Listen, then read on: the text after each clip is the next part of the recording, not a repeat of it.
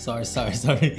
What is up guys? This is Poy. Welcome back sa channel. So for today's video, titingnan natin tong Realme X50 Pro 5G and let's see kung gaano kalakas itong smartphone na to. Excited na ako mapag-usapan to kaya wag na natin patagalin pa.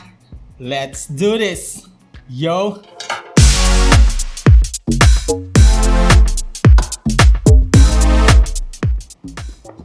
Okay, so bago natin pag-usapan itong X50 Pro 5G, check muna natin guys kung ano meron sa loob nito.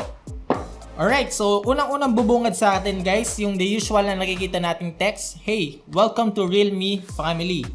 And eto na nga siya guys, eto na yung X50 Pro 5G.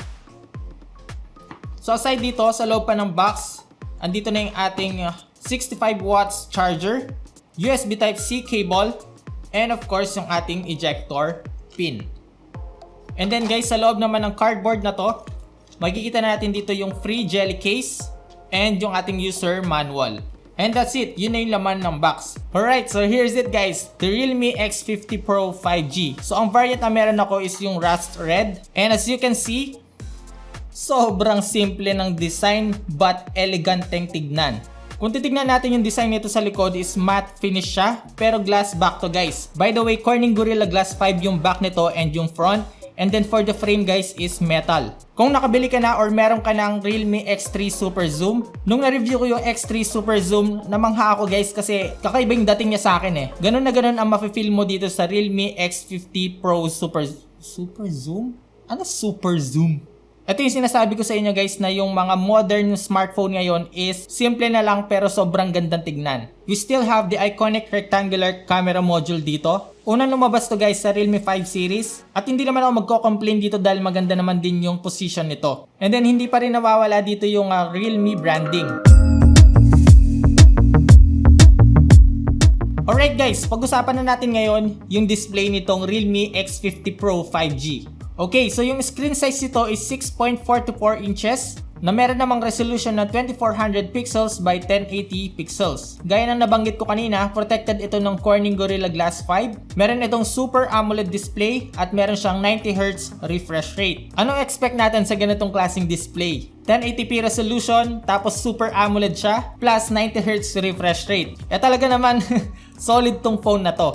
Kung susubukan natin ipag-compare itong Realme 7i dito sa Realme X50 Pro, as you can see guys, sobrang thin ng bezels nitong Realme X50 Pro and yung chin niya, guys, look at the chin man. So sa ganitong display guys, may enjoy na talaga natin yung panonood ng movies or kahit na habang ginagamit lang natin to. Sa display nitong Realme X50 Pro, wala talaga akong masabi dahil sobrang ganda, sobrang clear, accurate yung mga colors, at dahil nga Super AMOLED display to, mapapansin talaga at makikita natin yung difference ng IPS versus dito sa AMOLED. Para naman sa operating system, Realme UI 2.0 na to, based on Android 11. Marami nagbago dito sa Realme X50 Pro 5G simula nag-upgrade siya from Android 10 to Android 11. System optimization, animation, battery life, and more. Isa sa mga dahilan kung bakit mo gugustuhin itong phone na to sa kanyang chipset.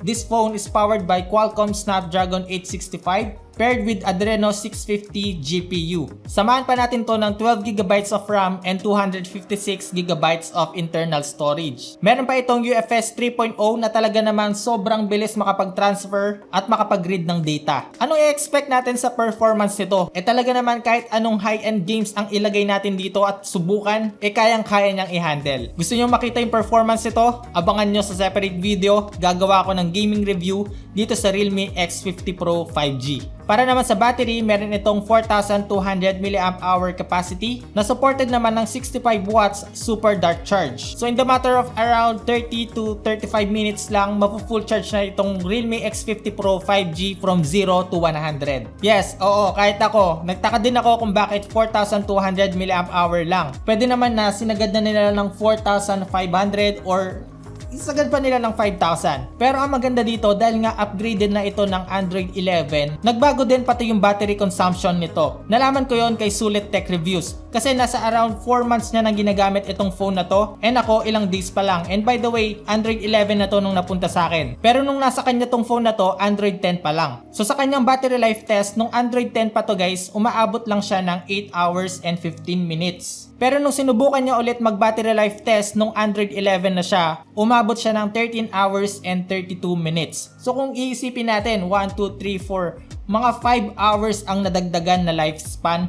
nitong phone na to. So para sa size ng battery nito na 4,200, wala na akong dapat ireklamo. Magpapasalamat pa nga ako kasi meron itong 65 watts na fast charging. Akalain mo yon, maliligo ka lang or meron ka lang ibang gagawin, pagbalik mo full charge na tong phone na to. Nabanggit ko kanina na meron itong Super AMOLED display at kung napansin nyo, wala rin siyang fingerprint dito sa mismong body nito. Ibig sabihin meron itong in-display fingerprint scanner. So check natin guys kung accurate at mabilis.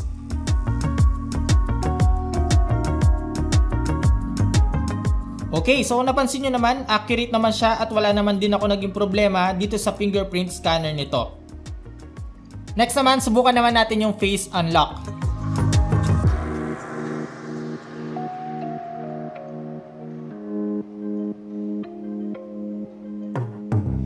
Okay, so mabilis din siya at accurate. Ang maganda pa dito sa X50 Pro 5G is high resolution audio siya at meron siyang Dolby Atmos. Check naman natin ngayon yung sound quality.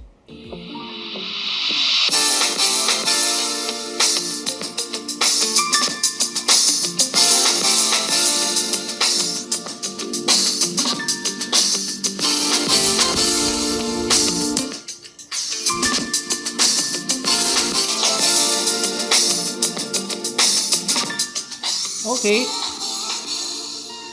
Good quality sound.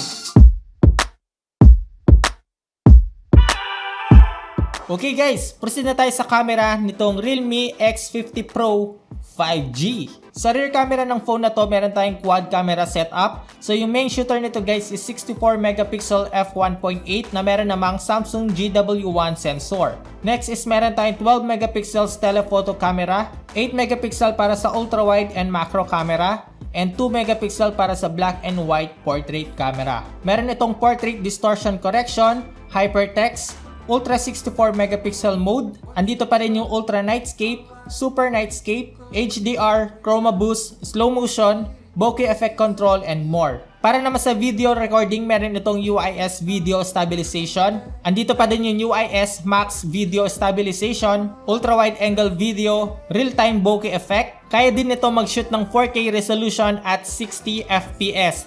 Plus point sa akin yon dahil napakadalang sa isang smartphone na magkaroon ng ganong klaseng resolution at 60 FPS. Para naman sa front camera, meron tayong dual in-display selfie camera. Main shooter is 32 megapixel camera f2.5 na meron namang Sony IMX616 sensor. At yung pangalawa is 8 megapixel ultra wide camera f2.2.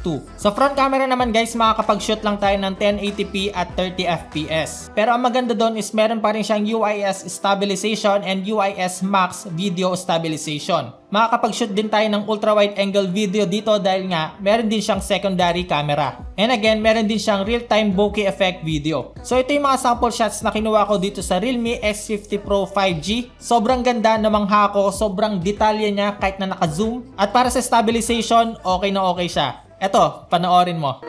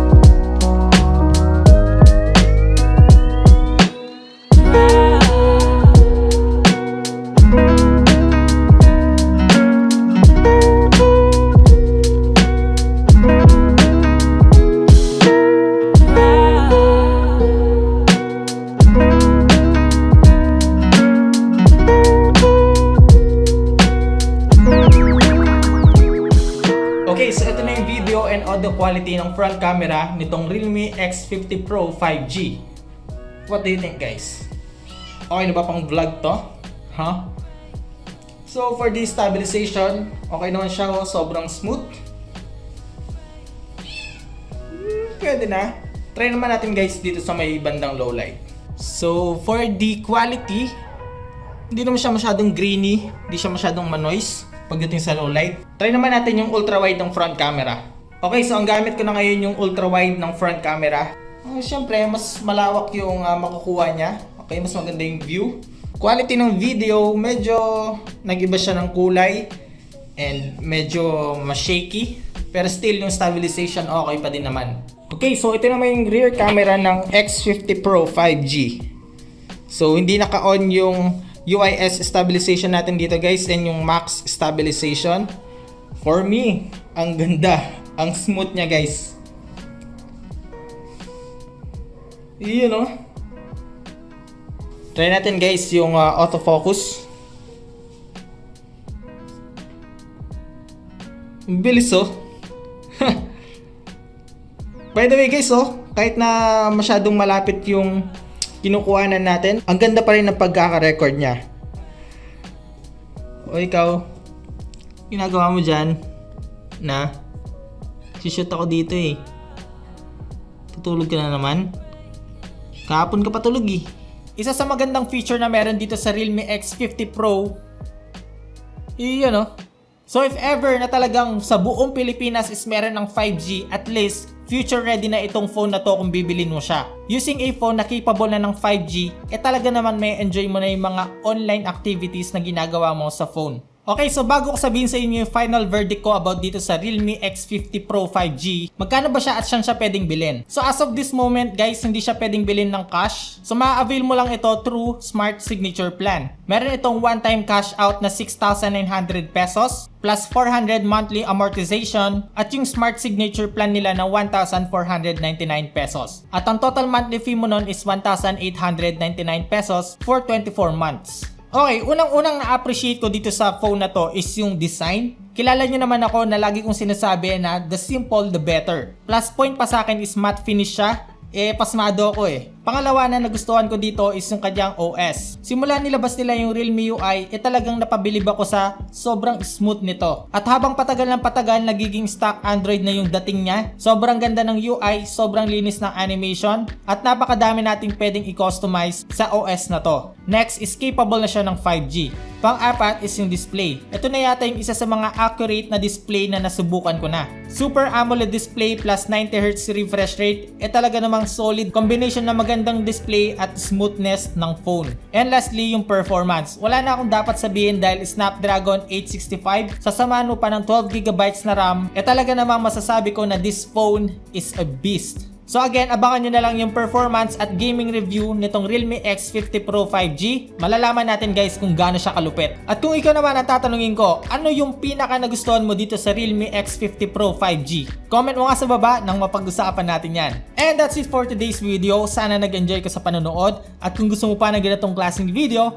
pinapayo ko na sa iyo kaibigan na mag-subscribe sa channel na to. Huwag mo na rin kalimutan mag-like, share, comment, at yung notification bell para updated ka pag meron tayong bagong upload. Again, this is Poy, unboxing anything just for you. Hanggang sa muli nating pagkikita. Nice!